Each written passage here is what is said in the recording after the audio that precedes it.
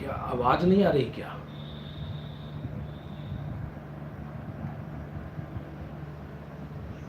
क्योंकि लोक में ऐसा होता है कि व्यक्ति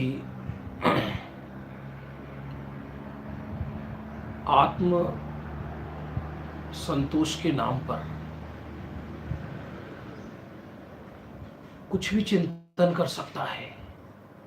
संसार में परिभ्रमण करता है ना ये जीव, तो इस संसार में परिभ्रमण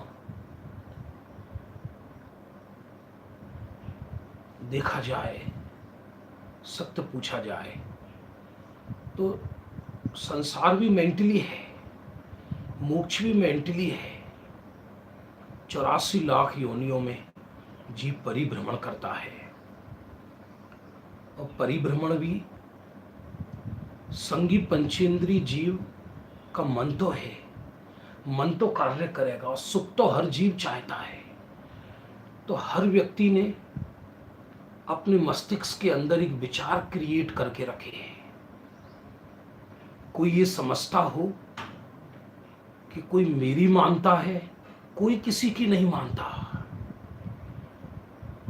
सब अपनी ही मानते हैं। ज्ञानी भी सर्वज्ञ को सुनकर उस सत्य को अपना बनाते हैं। दूसरे के उद्धार से आत्म कल्याण नहीं होता, किसी का हुआ भी नहीं है आज तक। तीर्थंकरों के घरों में भी जन्म क्यों ना ले ले, वहां तो सत्य के भंडार बैठे हैं। मारीची ने लिया ना आदिनाथ के घर में जन्म। ऐसा होने पर भी जब तक व्यक्ति को खुद से समाधान नहीं होता, व्यक्ति को खुद से अंदर आत्मसंतोष नहीं होता, और वह आत्मसंतोष में गड़बड़ भी हो सकता है। इसलिए सर पे श्री गुरु की अत्यंत आवश्यकता कही, क्योंकि जो भव से पार हो गए उनसे मेरा चिंतन मिलता है या नहीं मिलता। उल्टा मत करना, मेरा चिंतन उनसे मिलता है या नहीं मिलता, ऐसा नहीं। उनके वचनों से मेरा चिंतन मिलता है या नहीं मिलता। इसलिए 5वीं गाथा में अमृत चंद्र आचार्य देव ने कहा, मैं अपने संपूर्ण वैभव से शुद्धात्मा को दिखाता हूं। प्रभु आपका वैभव क्या है?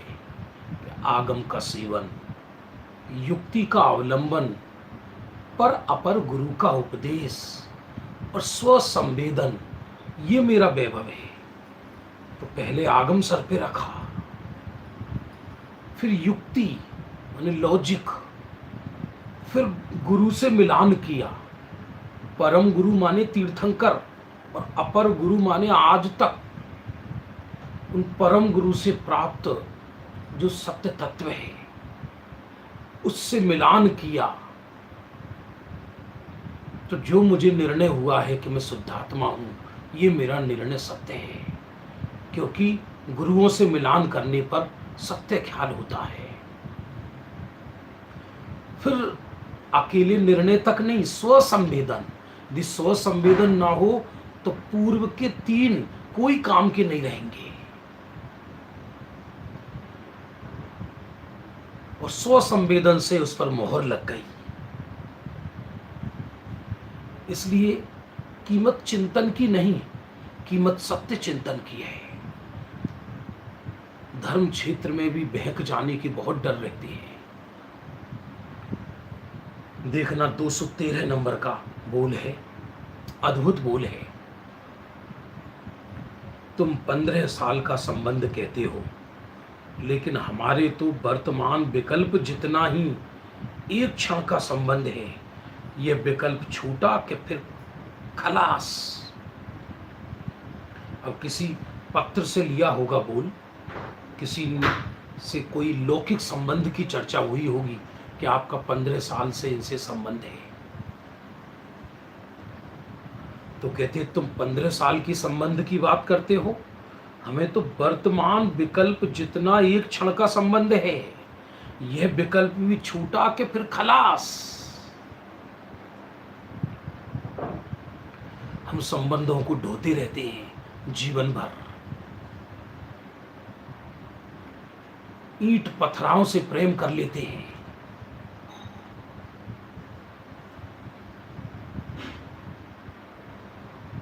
जिसके जितने अधिक मित्र होते हैं ना लोक में, उसके उतने ही अधिक शत्रु होते हैं। जब व्यक्ति ज्यादा ये बखान करता है, ये मेरे हैं, ये मेरे हैं, ये मेरे हैं, ये क्षुद्र पुरुषों के लक्षण हैं। कौन मेरा कौन पराया, जब क्षणिक पर्याय मात्र से मेरा संबंध नहीं, राग द्वेष से मेरा संबंध नहीं, तो बाहर के किस व्यक्ति से मेरा संबंध होगा। चरणान योग में भावनात्मक भावनाएं अलग हैं कि हम वीर प्रभु की हैं संतान।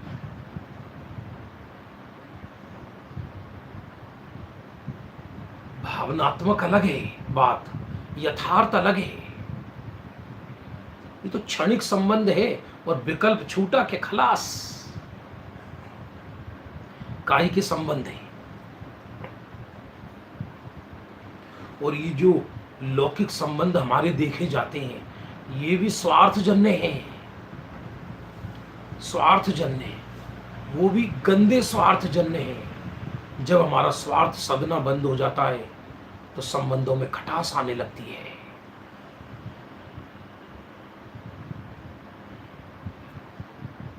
छूटा के खलास। इसलिए गहरी मित्रताएं भी आध्यात्मिकता का निशानी नहीं है। जो आध्यात्मिक व्यक्ति होते हैं, उपकार सबका करते हैं और जुड़ते किसी से नहीं है।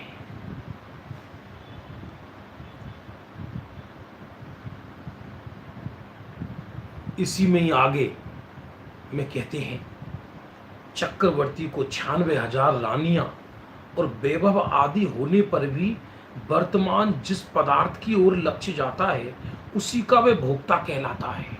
ये जरा बहुत समझना ध्यानपूर्वक क्या कहना चाह रहे हैं। अद्भुत बोले। अज्ञानी भूतकाल के भोगों में ये मैंने क्यों नहीं भोगा, अब भविष्य में इनको भोगूंगा, ऐसे त्रिकालवर्ती भोगों का निदान करता है।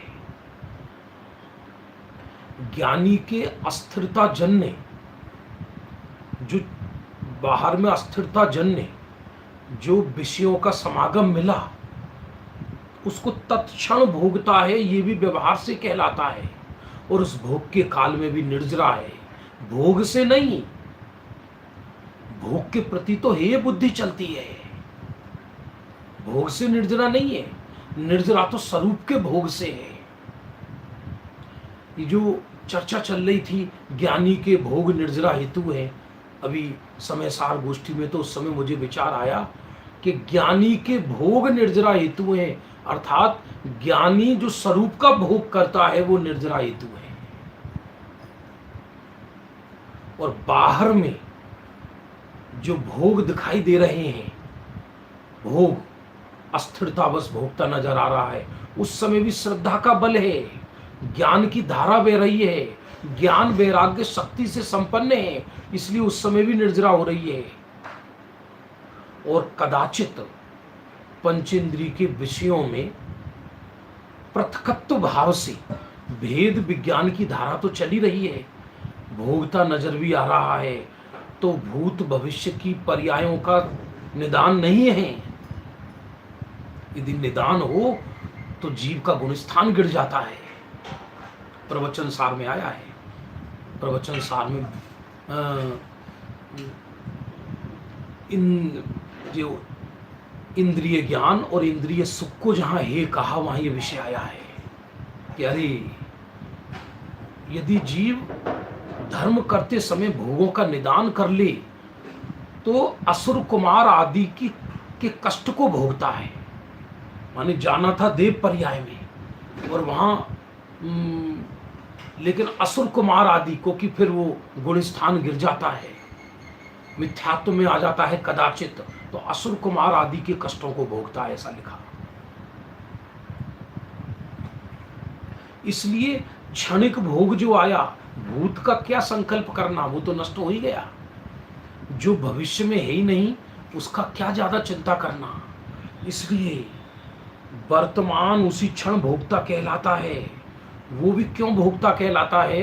क्योंकि तात्कालिक परिणाम जो हुआ, मान वो यही रहा है, ज्ञानी भी, कि मैं पदार्थ को भोग नहीं सकता, लेकिन ज्ञान प्रधान शैली में वो क्षणिक पर्याय का भोक्ता कहलाता है। जिस पदार्थ की ओर लक्ष्य जाता है, पदार्थ को तो भोग ही नहीं सकता तीन काल और तीन लोक में। इच्छाओं को भोगता है हर व्यक्ति, राग को भोगता है, वो भी भूत के या भविष्य के। तो भूतकाल तो चला गया, उसको भोगेगा कहां से? भविष्य तो चला आया ही नहीं है, उसको भोगेगा कहां से?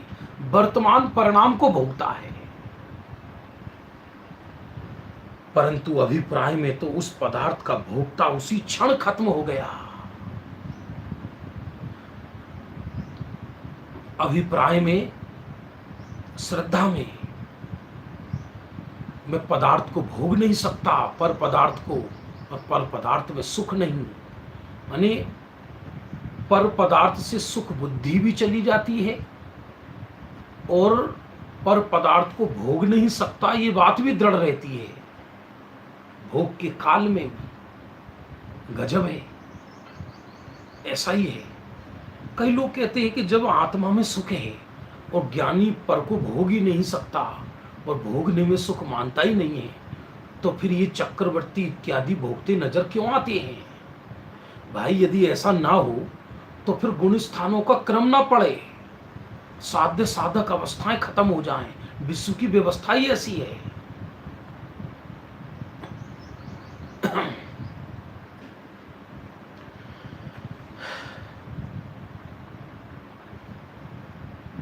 देखिए 214 नंबर का बोर्ड, यदि ऐसा ना हो तो फिर तो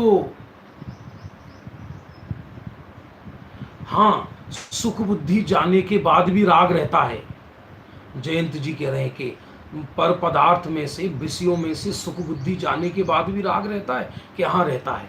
कैसे रहता है सुनो। बेटी की सगाई हो गई और बेटी की विदाई कर दी, और उस दिन माता पिता को पता है कि भी पराई हो गई, और रियल में पराई हो गई, वास्तव में ही, तो भी राग रहता है नहीं रहता?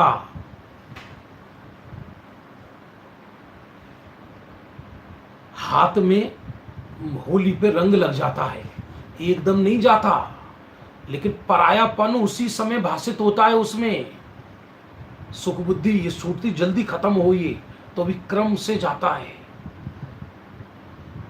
एकदम नहीं जाता। कोई ट्रेन तेजी से गति चल रही हो और एकदम उस पर ब्रेक लगाया जाएगा तो पलट जाएगी। तो पहले ट्रेन मंदी होती है, फिर रुकती है। यही विश्व की व्यवस्था है जीव के परिणामों की, कि पहले तीव्र कषाय कम होती है, फिर मंद होते होते विनाश को प्राप्त होकर जीव शुद्ध भाव सर्वथा पैदा होता है उसके अंदर। तो पहले सुख बुद्धि का नाश होता है पर पदार्थ में, फिर धीरे धीरे उन स्वरूप का जैसा जैसा जितना जितना आश्रय होता जाता है, जितना जितना स्वरूप का आश्रय होता जाता है, उतना उतना विरक्ति बढ़ती चली जाती है। तो बाहर विषय भी समाप्त होते चले जाते हैं। विषयों में सुख बुद्धि एकदम छूटती है और विषय गुण स्थान प्रमाण छूटते हैं। क्या कहा फिर से? विषयों में सुख बुद्धि एकदम छूटती है चौथे गुण स्थानों पर, चौथे गुण स्थान में, पर विषय क्रमशः छूटते हैं। अरे कभी कभी पाप के उदय में भी विषय छूट जाते हैं, लेकिन विषयों में सुख बुद्धि नहीं छूटती। विषय तो अनंत बार छूटे हैं।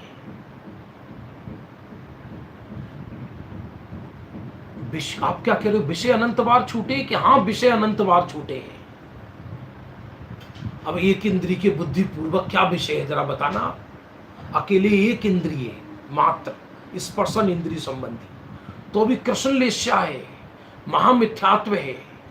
एक पागल है जो चौराहे पर बैठा रहता है, एक कंबल फटे टूटे को ओढ़े, कुछ नहीं है पास में, दो चार बीड़ी के बंडल है। बाहर में विषयों पंचेंद्री विषय वो जड़ है, वो अनंत बार छूटे हैं जीवन में। द्रव्यलिंगी के पास पंचेंद्री विषय ही नहीं है, लेकिन विषयों में सुख बुद्धि नहीं छूटी, अंतरंग में, अभिप्राय में। इसलिए विषयों में सुख बुद्धि छूटने पर ही विषय छूटना सार्थक है। यदि पंचेंद्री के विषय हमने छोड़ भी दिए हट बस, और उनमें सुख बुद्धि नहीं छूटी, तो तड़पेगा। जैसे व्यक्ति अफीम के लिए तड़पता है, नशेड़ी होते हैं ना, नशेड़ी इसमें करते हैं, इसमें तो जबरदस्ती किसी डॉक्टर के कहने से छोड़ दिया, तड़पते हैं, मैं मर जाऊंगा, इंजेक्शन लगवाओ। ऐसे लाखों लोग हैं दुनिया में। ये विश्व दुखों का घर है। दुनिया की ओर जरा झांक कर देखो, मालूम पड़ेगा ये जीव जीता कैसे है। जी रहा है, ये आश्चर्य है, मौत आश्चर्य नहीं है।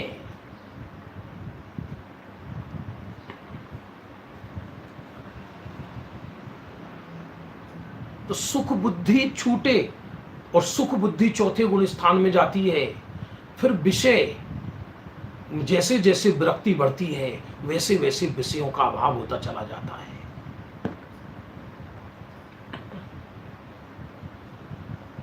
देखो 2 से 14 नंबर का बोल बहुत अद्भुत है। अभी विषयों की बात आई, हट से विषय छोड़ भी दे, बाहर में विषय बुद्धि तो छूटी नहीं, विषयों में सुख बुद्धि तो छूटी नहीं, तो उन विषयों का पाप लगता ही है, भले ही विषय नहीं भोगता नजर आ रहा।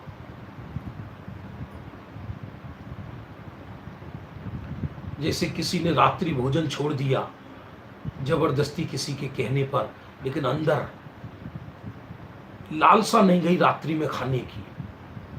तो कहीं रात्रि में फंक्शन में जाता है तो खाता तो नहीं कारणवश, क्योंकि घोषणा कर रखी है कि मैं रात्रि भोजन त्यागी हूं, लेकिन अंदर ही अंदर दुखी हो रहा है। अरे जबरदस्ती फंस गई, क्या क्या धरा है अंदर। अरे सब आत्मा खाता ही नहीं है, वैसे भी खा लो पी लो, क्या फर्क पड़ रहा है। ऐसा न खाते हुए भी अनंत पाप का बंध करता है। पुरुषार्थ सिद्धि उपाय में आता है चारित्र अधिकार में वर्णन, परिणमन रूप हिंसा और अविरमण रूप हिंसा। परिणमन रूप हिंसा से अनंत गुनी अविरमण रूप हिंसा रहती है हमारे जीवन में।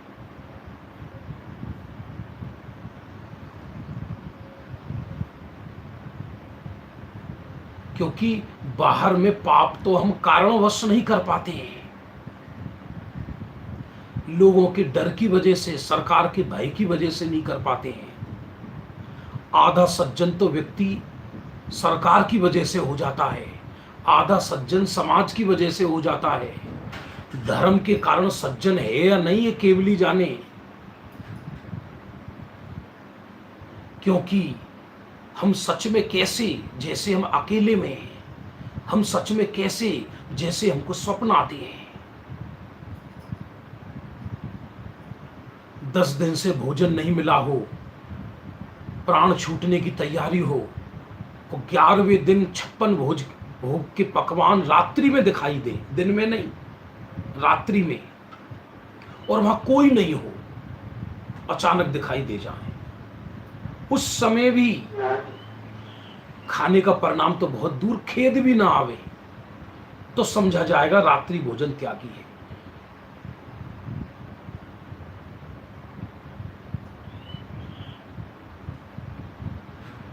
ये भाई बात बहुत समझने जैसी है। जैन दर्शन आर्टिफिशियल नहीं है। कोई धर्मात्मा का चोला उड़ा दे, प्रमाण पत्र दे दे, उससे क्या मैं धर्मात्मा हो जाऊंगा? कोई अधर्मी का प्रमाण पत्र दे दे क्या अधर्मी हो जाऊंगा? मेरी वैल्यू मेरे से है, मैं कैसा हूं इसको सबसे अच्छा मेरे सिवा और कौन जान सकता है? हाँ, मेरे सिवा कोई यदि जानने वाला है तो सर्वज्ञ है। क्योंकि कभी कभी हम भी हमारे परिणामों से अनभिज्ञ रह जाते हैं। इसलिए दूसरे के प्रमाण पत्रों से जीना तो आत्महत्या करने जैसा है।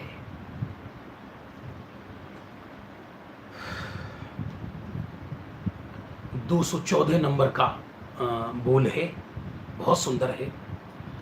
आत्म धर्म जब मिला उसमें एक ही आवश्यक है, ऐसा पढ़ते ही चोट लगी। ये कथन सौगानी जी का सबको ज्ञात होगा, चर्चा। अब दरअसल क्या है, हम पर साधन ज़्यादा नहीं है और हम टेक्नोलॉजी ज़्यादा समझते नहीं है, वरना हम इस पर यूट्यूब पे डलवाते वो चीज़ को। सौगानी परिवार को हम बोलेंगे, सौगानी जी पर एक बहुत बढ़िया सुंदर वो बनी है वीडियो, मंगलायतन में जब रहती थी तो वहाँ बनी थी और बहुत ही अच्छी है, ज़्यादा देर की नहीं, आधा घंटे की। उसमें उनकी ये पूरी कथा आती है।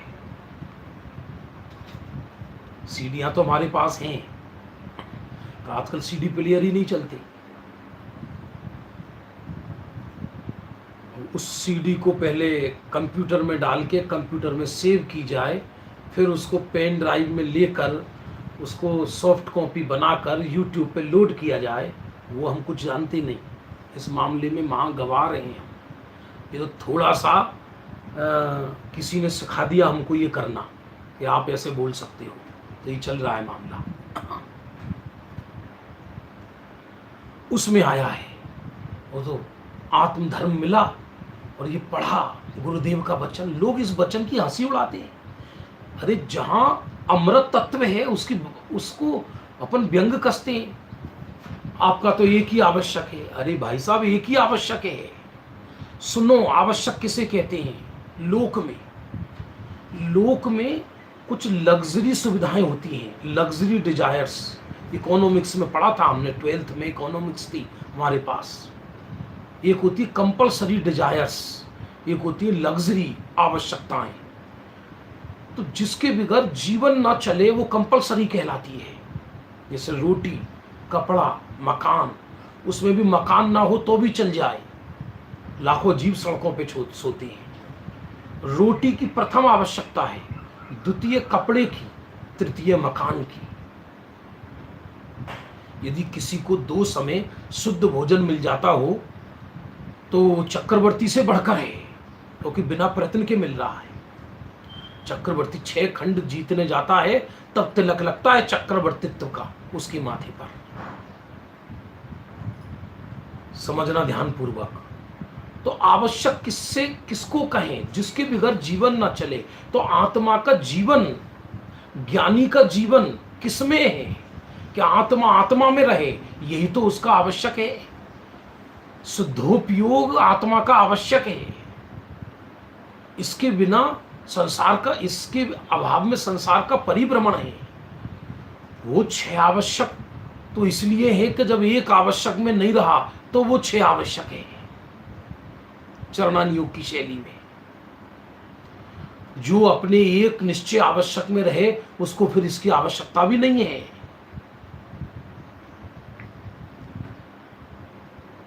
ऐसा ही एक ही आवश्यक है।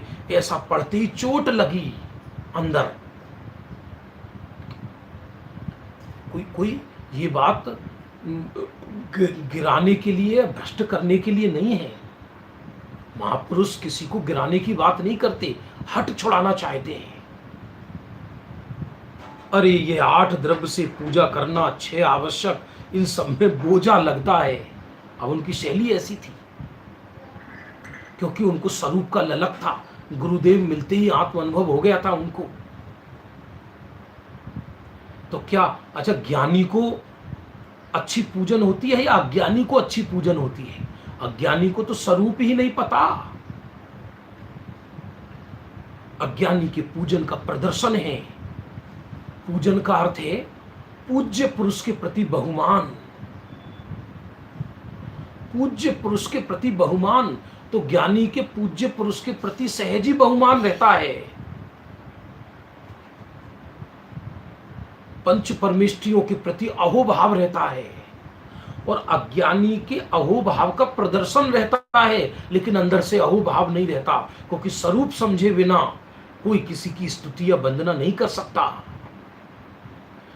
और सुनना, ये पूजन पद्धति तो मुख्य रूप से मनुष्यों में है, पंचम गुण स्थानवर्ती त्रियंचों में भी नहीं है। अष्टद्रव्य वाली नारकियों के तो सवाल ही नहीं है। देवों में भी नीचे के देवों के मुख्यता है, ऊपर के देवों के नहीं है।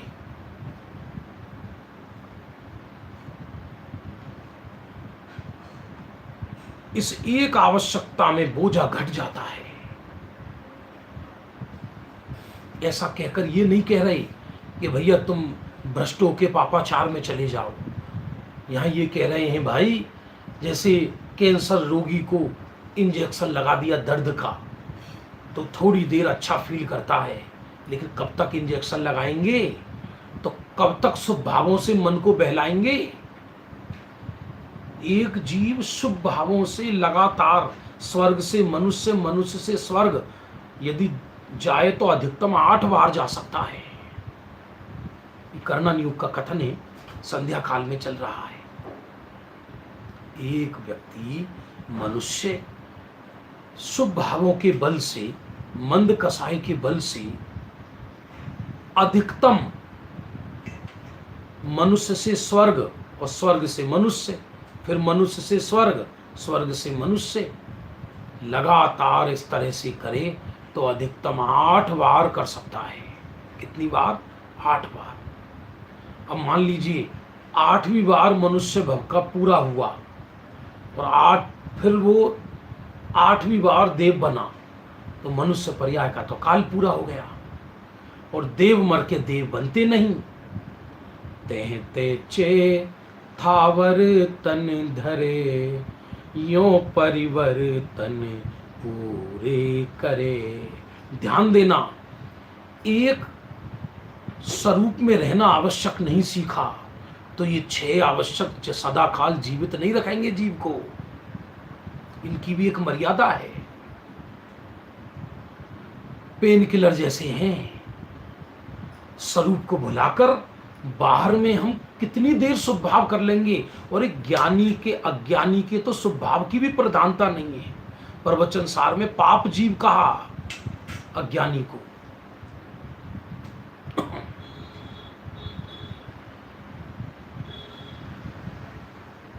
इसलिए उत्कृष्ट भूमिका में ले जाना चाहते हैं। जहां प्रतिक्रमण को ही विस्कुंभ कहा जा रहा है, वहां अप्रतिक्रमण को अमृत कुंभ नहीं कहा जा रहा, बल्कि प्रतिक्रमण और अप्रतिक्रमण से हटकर स्वरूप में जाने वाले स्थिति को अमृत कुंभ कहा जा रहा है। प्रतिक्रमण के विरुद्ध पापाचार में हर्ष, उसको अमृत कुंभ नहीं कहा जा रहा। कोई किसी के गाल पे थप्पड़ मारे फिर सॉरी बोल दे, फिर थप्पड़ मारे फिर सॉरी बोल दे, तो कब तक चलेगा ये? 1-2 बार कोई थप्पड़ लगवा लेगा अपने, चलो भैया कोई बात नहीं सॉरी, फिर दूसरे दिन मार दे, भैया कोई बात नहीं है। और फिर डेली एक थप्पड़ मारे और डेली सॉरी बोले तो आप सहन करोगे क्या?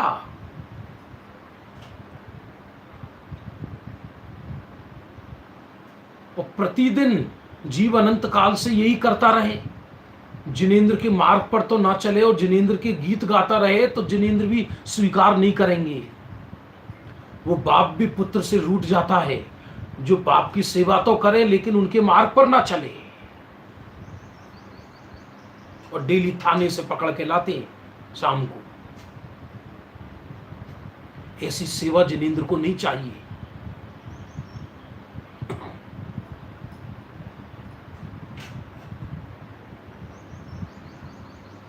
समझना भाई।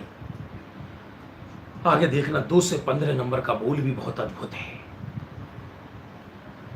सोनगढ़ से 2 मील दूर एकलिया डैम है। एक एकांत स्थल के शांत वातावरण में घूमने गए होंगे। उनको तो घूमने का भी ज्यादा शौक नहीं था, किसी कारणवश गए होंगे, हमें तो मालूम नहीं। तो वहां किसी कारण अभी वहां पर एक मंदिर भी बना है शायद, बहुत सुंदर। सुरेंद्र नगर की एक फैमिली है, उन्होंने बनाया है। सोनगढ़ से 2 मील दूर एकलिया डैम, एकांत स्थान, शांत वातावरण को देखकर कहा, यह स्थान ये बतला रहा है, यदि तुम्हें सुख चाहिए तो तुम अपने साथियों से भी दूर हो जाओ। शत्रु मित्र दोनों कष्ट देते हैं।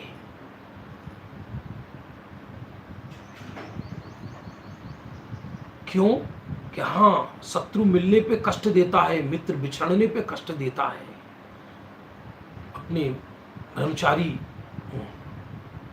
जो आत्मधर्म जिन्होंने लिखा, सोनगढ़ में रहते थे, नाम शिथिल हो गया। हाँ, ब्रह्मचारी हरि भाई जी, उनके एक प्रयोग हैं बड़े सुंदर, अभी अभी याद आया मुझे। उनके स्वर्गवास के बाद उनके घर से डायरी मिली पूनम चंद लोहाड़िया जी को, स्वर्गीय पूनम चंद लोहाड़िया जी। उनके साथ में 4 वर्ष रहा हूं अजमेर में, बीतराग विज्ञान भवन में। उन्हीं के हाथ की लिखी डायरी आज भी शायद सुरक्षित हो वहां, उसकी मैंने फोटो कॉपी करा ली थी। और उसमें आत्म अनुभव के 8 प्रयोग लिखे हैं। प्रथम दिन, द्वितीय दिन, तृतीय दिन, चतुर्थ दिन और 8वें दिन जीव को अनुभव कराया है। मतलब एक प्रयोग है, कोई हो ही जाए कोई जरूरी नहीं है। 8 दिन के 8 जन्म निकल गए, अनंत जन्म निकल गए, लेकिन एक रूपक के रूप में प्रस्तुत किया है उन्होंने। तो सबसे पहला वाक्य है उसमें, आत्म अनुभव के प्रयोग में, पंच परमेष्ठियों को अपना मित्र बनाओ। पंच परमेष्ठियों को अपना मित्र बनाओ, ज्ञानियों को अपना मित्र बनाओ, क्योंकि जिसको मित्र बनाओगे उसी को देखकर तो ललक आएगी वैसा बनने की।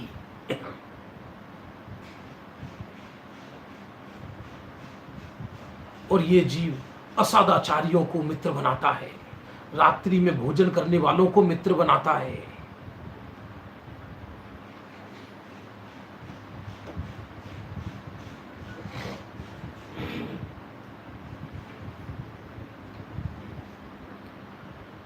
यहां तो और उससे भी बढ़कर बात कह रहे हैं कि तुम अपने साथियों से भी दूर हो जाओ।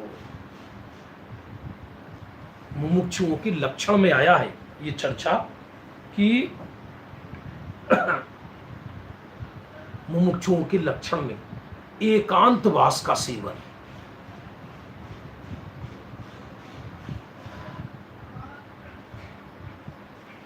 एकांतवास का सेवन। लेकिन पाप के उदय से एकांतवास अनेक बार मिला, ये भी सुनना। वन जंगलों में पशु बना या नहीं बना, द्रव्यलिंगी एकांत में तो चला गया, लेकिन ग्रंथ की मूर्छा नहीं छूटी परिग्रह की। तो क्षेत्र से एकांत तो अनेक बार हुआ। या एकांत अनेकांत वाली बात नहीं चल रही, मतलब जगत जन से दूर, केवल एक स्वरूप से चर्चा। स्वरूप में अपने आप से बात करना सीखो। इसका जैसे जैसे अभ्यास बढ़ाओगे वैसे वैसे साधक बनता जाएगा जी।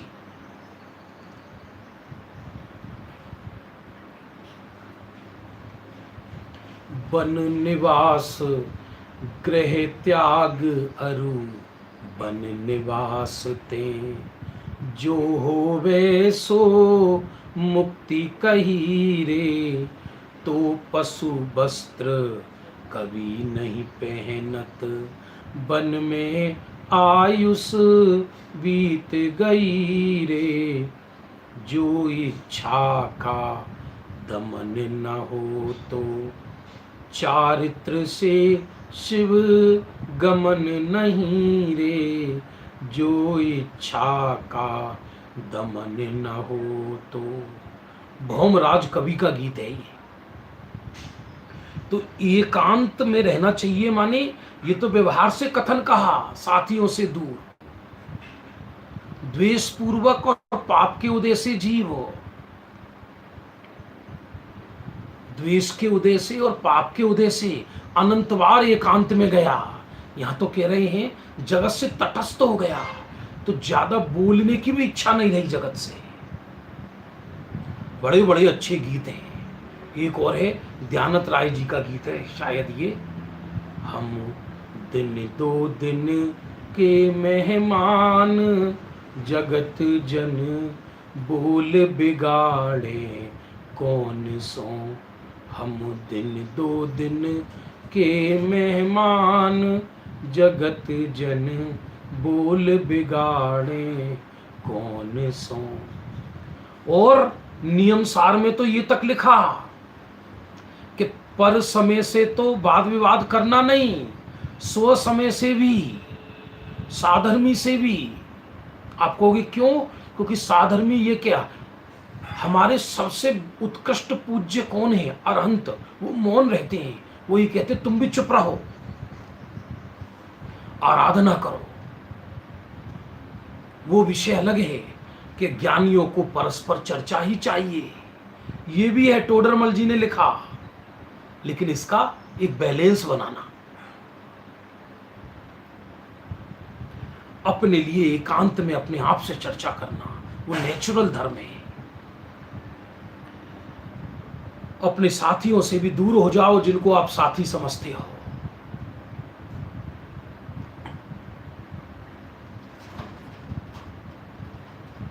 आगे आइए, 216 नंबर का बोल। मैं निरालंबी पदार्थ हूं, ऐसा निर्णय आए बिना अभिप्राय में आलंबन नहीं छूटता। शुरुआत ही गलत करे, मुझे कोई सहयोगी मिल जाए। लोक में ये नियम है, लौकिक क्षेत्र में भी जितने अधिक धनवान बने हैं लोग बाहर में, वो अपने अवलंबन से बने हैं। मैं ये पुण्य पाप की बात नहीं कर रहा, लौकिक दृष्टि से बता रहा हूं। और जो ऐसी सोच रखते हैं अपने अंदर कि मुझे किसी का सहारा मिल जाए, सहारा मिल जाए, भले ही मिल जाए, लेकिन अंदर से सहारे की इच्छा हो यदि उसके अंदर, तो वो कभी उत्कृष्टता को प्राप्त नहीं हो सकता। तो शुरुआती यहां से हो कि मुझे किसी का अवलंबन मिल जाए, तो जो पर्याय पर के अवलंबन सहित ही जन्म लिए, तो पर के अवलंबन सहित ही मौत हो जाएगी उसकी। मैं निरालंबी पदार्थ हूं, ऐसा निर्णय आए बिना अभिप्राय में अवलंबन नहीं छूटता।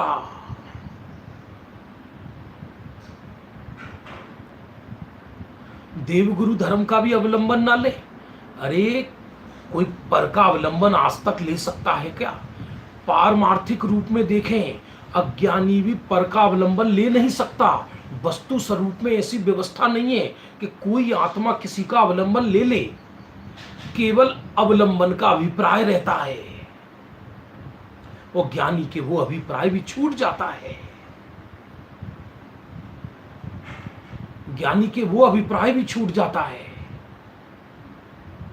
कहीं भी किसी बोल में कोई सोचता हो अतिशयोक्ति है, कतई नहीं है। एक बार माथे को हल्का करके एक एक बोल पढ़ो तो आपको ऐसा लगेगा जबरदस्त मोक्ष मार्ग बताया है। मैं निरालंबी पदार्थ हूं, ऐसा निर्णय आए बिना अभिप्राय में अवलंबन नहीं छूटता। कौन किसका अवलंबन ले? गजब का बोल है, पर्याय मेरा ध्यान करे तो करे, मैं किसका ध्यान करूं? ऐसे द्रव्य के जोर में पर्याय बोलती है। अब बाहर का अवलंबन कौन लेगा? कोई किसी का अवलंबन ले सकता है क्या? आज तक जितने सर्वज्ञ हुए, तीर्थंकर हुए, उनके समव शरण में अन्य साधकों को मोक्ष हुआ तो उन्होंने अपना अवलंबन लिया या प्रभु का अवलंबन लिया? प्रभु का अवलंबन लिया, ये कहना तो व्यवहार भाषा है।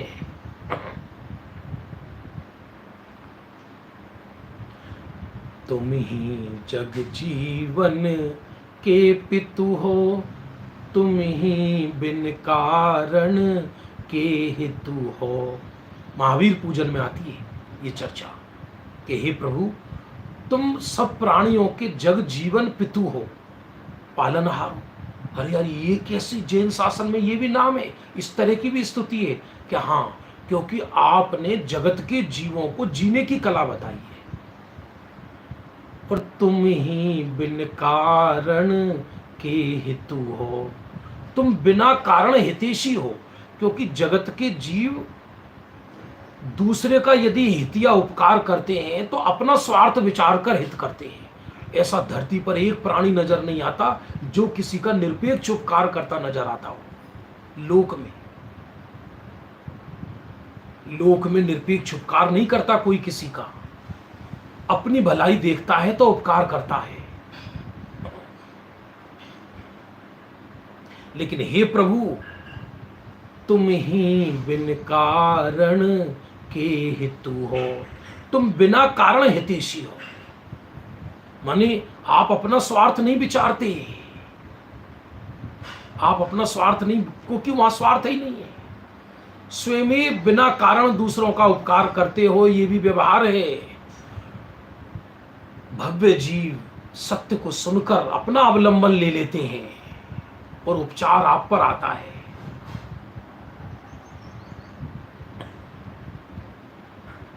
ये बिल्कुल हमने प्रथम दिन ही बोला था बंधुओं, ये जो प्रातः काल का स्वाध्याय है, हम जो कर रहे हैं स्वाध्याय, ये एक तरह से प्रयोग है अध्यात्म के। ये कोई मजाक का विषय नहीं है।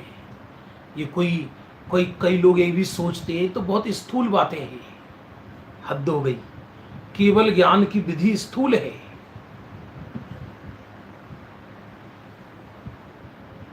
दरअसल इस पुस्तक में कुछ खोजने जाओगे तो ज्ञान का गेय ज्यादा नहीं मिलेगा। एक ही गेय है कि मैं शुद्धात्मा हूं। इसलिए ऐसा निर्णय आए बिना अभिप्राय में अवलंबन नहीं छूटता। मुझको मेरा ही अवलंबन है। असहाय का ना ज्ञानियों ने असहाय के दो अर्थ हैं। हमें किसी की सहायता की आवश्यकता नहीं, और एक ये कि उस बेचारे की कोई सहायता करता नहीं, तो किसमें गौरव है? जरा विचार करो।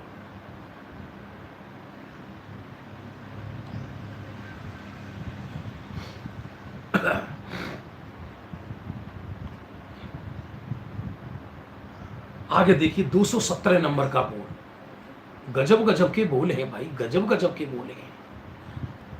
श्रद्धा का कार्य श्रद्धा पर छोड़ देना। किसी ने उनसे कहा श्रद्धा का कार्य श्रद्धा पर छोड़ दो। उत्तर दे रहे हैं, यथार्थ श्रद्धा तो हुई नहीं, और श्रद्धा अन्यत्र भटकती हुई अपनापन करती रहे और फिर भी कहे कि श्रद्धा का कार्य श्रद्धा पर छोड़ता हूं, ऐसा तो नहीं हो सकता। इसलिए कभी कभी व्यक्ति श्रद्धा के छल से भी सम्यक श्रद्धावान नहीं हो पाता। बड़े पुरुषों को देखकर वैसे बोलना चाहता है। बाबूजी युगल जी एक ऐसा एग्जाम्पल देते थे, उनकी कविता में आता है, काव्य कविता के अंदर आता है। आत्म अनुभव के 8 प्रयोग की जानकारी दीजिए। बहन प्रश्न लिखकर भेज रही है, ले लेंगे किसी दिन 8 दिन। चलिए सुनिए बात आप। तो उन्होंने काव्य लिखी, एक कविता लिखी, निश्चयाभासी, या जिसको धर्म का बैलेंस नहीं है, थोड़ा सा स्वस्थ मनोरंजन जैसा लगेगा, पर मनोरंजन नहीं, सत्य बात लिखी उन्होंने, बाबूजी ने। तो एक निश्चयाभासी को बुखार आ गया और वो डॉक्टर के पास गया। डॉक्टर, मेरे पर्याय को बुखार आ गया है। अब डॉक्टर क्या जाने पर्याय क्या होता है, द्रव्य क्या होता है। उन्होंने सोचा जैन लोग हैं, बड़े लोग हैं, अद्भुत नाम रखते हैं, हो सकता है पर्याय इनकी पत्नी का नाम हो। उन्होंने कहा ले आओ, देख लेंगे, ले आओ जैन साहब, ले आओ।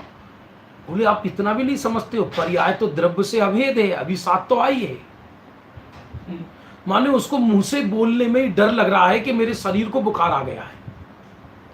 अरे ऐसा नहीं होता। डॉक्टर ये कहता है कि तुम हमारे पास बाद में आना, पहले मेंटल हॉस्पिटल जाना। बोलने से, वाणी से कोई मिथ्या दृष्टि सम्यक दृष्टि नहीं होता। सम्यक दृष्टि भी यही कहेगा ये मेरा घर है। भाषा जगत की और अभिप्राय जिनेंद्र का, इसका नाम है सम्यक दृष्टि। और हम भाषा बोलना चाहते हैं जिनेंद्र की और अभिप्राय रखते हैं अपना।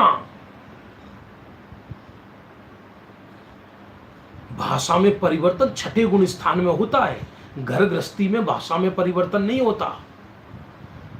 हाँ, जिस समय स्वाध्याय कर रहे हो उस समय अलौकिक भाषा निकले एक अलग बात है। घर गृहस्थी में तो घर गृहस्थी की भाषा बोली जाती है।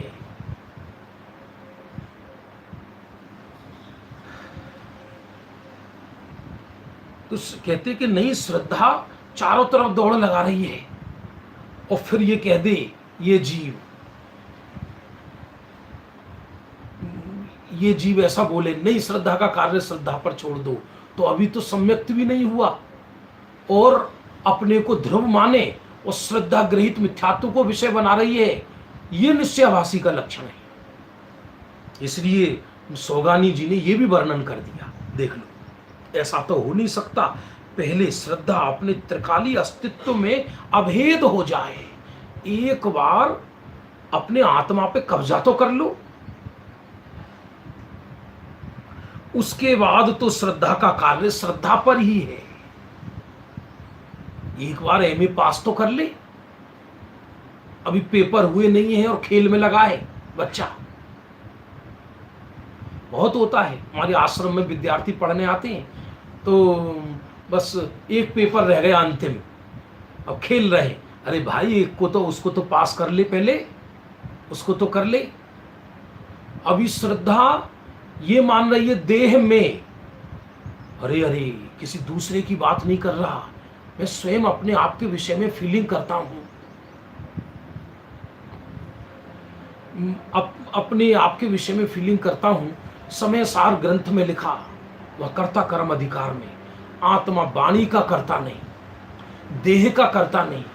लेकिन हम बोलते समय यदि वक्ता को, मैं तो मेरी बात कर रहा हूं और मुझे ऐसा लगे मैं अच्छा बोल रहा हूं, तो वचन जिनेंद्र के, वचन आचार्य के और परिणति खुद की। मुख में अमृत और परिणति में जहर, ये दुविधा से आत्म कल्याण नहीं होता। इसलिए एक बार श्रद्धा, ये मैं हूं, ये हम जो ये बोलते हैं कि श्रद्धा अपने को आत्मा स्वीकार करती है, ये ज्ञान की तरफ से कथन है। श्रद्धा की तरफ से श्रद्धा कथन कर ही नहीं सकती। श्रद्धा तो अबोली है, श्रद्धा प्रतीति रूप है, कथन सारा ज्ञान करता है, जानता ज्ञान है। उसके बाद तो श्रद्धा का कार्य श्रद्धा पर ही है। एक बार श्रद्धा सम्यक हो गई तो फिर अनंत काल के लिए स्वरूप में पसर गई। लोग होता है ना, अभी वैक्सीन खोज, यदि व्यक्ति को वैक्सीन लग जाता है, ऐसे एक बीमारी आई थी वहां पर साउथ में, पहले माने इधर नहीं, अफ्रीका में, तो येलो फीवर का इंजेक्शन, वहां पीले रंग का बुखार माना जाता है, वो हो जाता है। अभी भी है बीमारी वो, हिंदुस्तानी यदि वहां जाए तो येलो फीवर का इंजेक्शन लग गया, फिर नहीं होती। इसलिए वहां के वीजा की शर्त है कि येलो फीवर का इंजेक्शन, हम गए थे तो वो इंजेक्शन लगा था हमारे येलो फीवर का।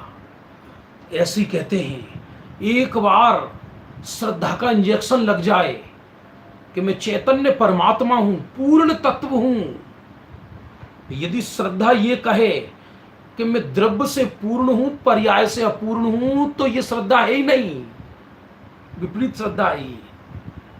ये तो ज्ञान का काम है, श्रद्धा में ऐसा द्वैत नहीं होता। इसलिए पर्याय में अपूर्ण होने पर भी, पर्याय में अपूर्ण होने पर भी वो अपने को पूर्ण परमात्मा स्वीकार करता है, करती है श्रद्धा। तो समझ लो जैसे कि उसे 84 लाख योनियों का जो बीमारी लगती है उससे प्रूफ हो गई, वो उसका वैक्सीन है। श्रद्धा मोक्ष जाने का वैक्सीन है, देखा जाए तो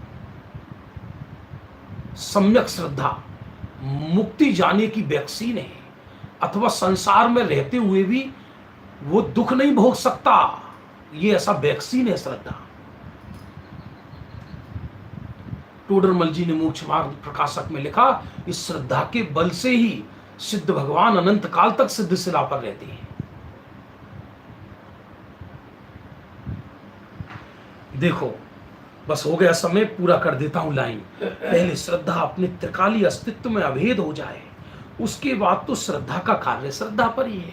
अब पहले मिथ्या श्रद्धा हो, श्रद्धा सम्यक हुई नहीं हो, देह में राग में पर्यायों में अहम बुद्धि पड़ी हो, और फिर कहे श्रद्धा का काम श्रद्धा पर छोड़ दो, मैं तो पूर्ण हूं, ऐसा नहीं। हो गया समय, 2 बोल कम हुए आज, कोई बात नहीं है, कोई कोर्स तो पूरा करना नहीं है अपने को, सहज जो चल रहा है चल रहा है। संध्या काल पुनः मिलेंगे 7:15 बजे। निज निधि निज में बताई, यह अनंत उपकार है, उसके लिए जिन वाणी माँ को वंदना सतवार है।